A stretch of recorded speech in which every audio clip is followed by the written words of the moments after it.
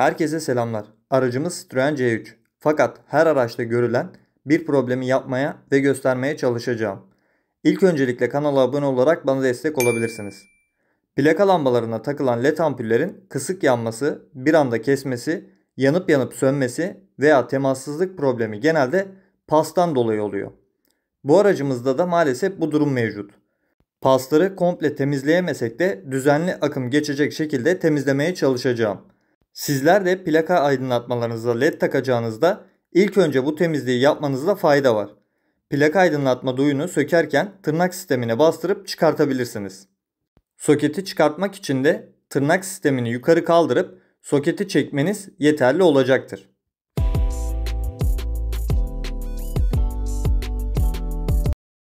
İlk önce kasadaki kaba tozu fırça yardımıyla temizliyorum. Daha sonra detaylı şekilde temizliğini yapabilirsiniz. Ampulleri duy yerinden çıkartalım. Çıkartırken paslı yerleri göreceksiniz. Çıkarttığım cam yüzeyde de yosun oluşmuş durumdaydı.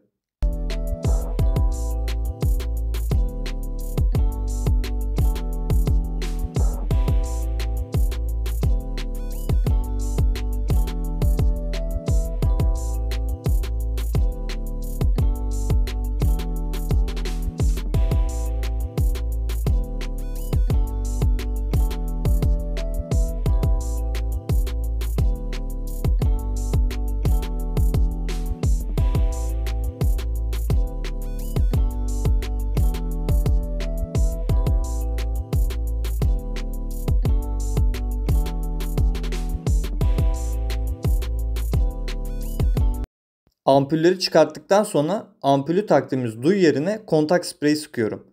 Tornavida yardımı ile paslı yüzeyi kazımaya çalışıyorum. Burada tel fırça kullanırsanız daha iyi sonuç alabilirsiniz. Akşam vakti olduğundan dolayı ve elimde malzeme olmadığı için normal fırça kullanıyorum.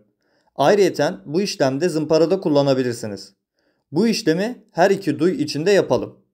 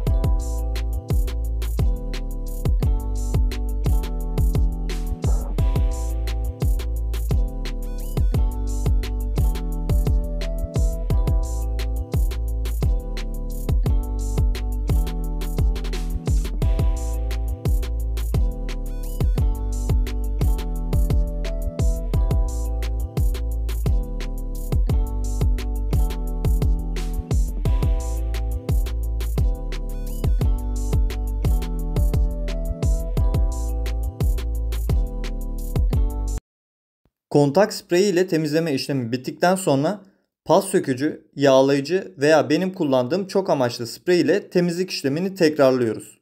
Temizledikçe sıktığımız sıvılar kahverengi şeklinde aktığını göreceksiniz.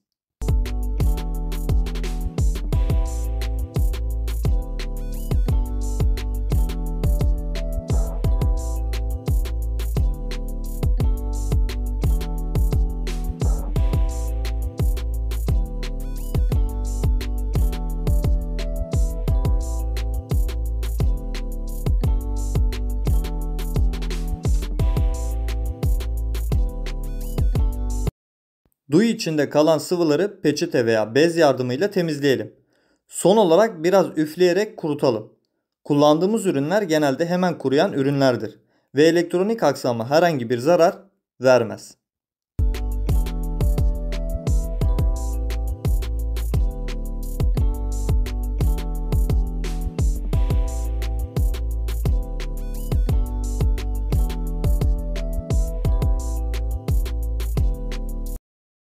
Temizlik işlemi bittikten sonra led ampulümüzü duya yerleştirip soketi bağlayalım. Yandığını kontrol edelim. Eğer ki yanmazsa led ampulün artı eksi kutbu olduğundan dolayı ters çevirip takınız. Plak aydınlatmasını yerine takarken ilk soket tarafını, daha sonra da tırnak tarafını takalım. Aynı işlemi diğer tarafa da uygulayalım. Bu yaptığımız işlem led ampulün daha sağlıklı yanmasını ve daha uzun ömürlü olmasını sağlayacaktır. İnşallah yardımcı olabilmişimdir. Kanala abone olmayı, videoyu beğenmeyi unutmayınız. Başka araç ve videolarda görüşmek üzere. Kendinize iyi bakın.